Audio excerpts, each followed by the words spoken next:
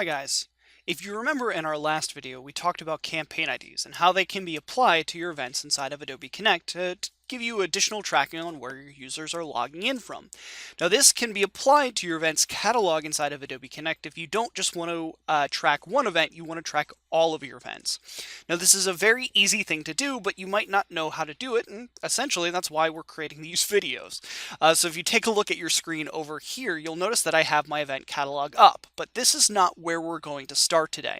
Where I want to start is the back end of Adobe Connect. We'll come to this page right here. Now, I'm operating under my shared events area.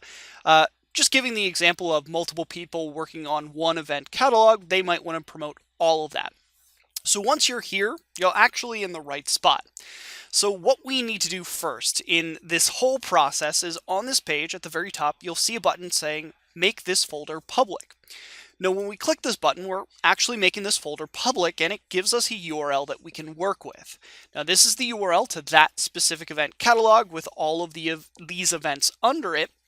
So we're going to want to go ahead and copy this URL right here because we need to add a few additional elements to this URL.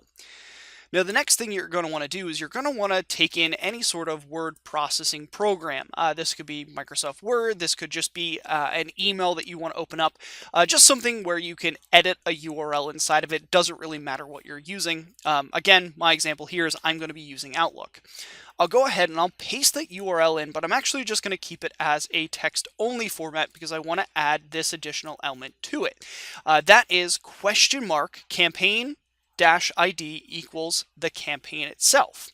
Now, if you're not sure what this is or where to get this, you can actually find this under any campaign ID option for your event. So like we talked about in the video earlier about creating this, you can use this as a template if you forget what this looks like.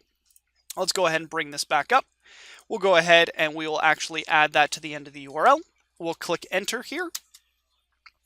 And then we will have our URL that we can use to track all of our campaign IDs from the events catalog page. And that's really how easy it is to track your events from the event catalog page using those campaign IDs. Guys, stay tuned for more videos that we'll be producing. Take care and have a great rest of your day.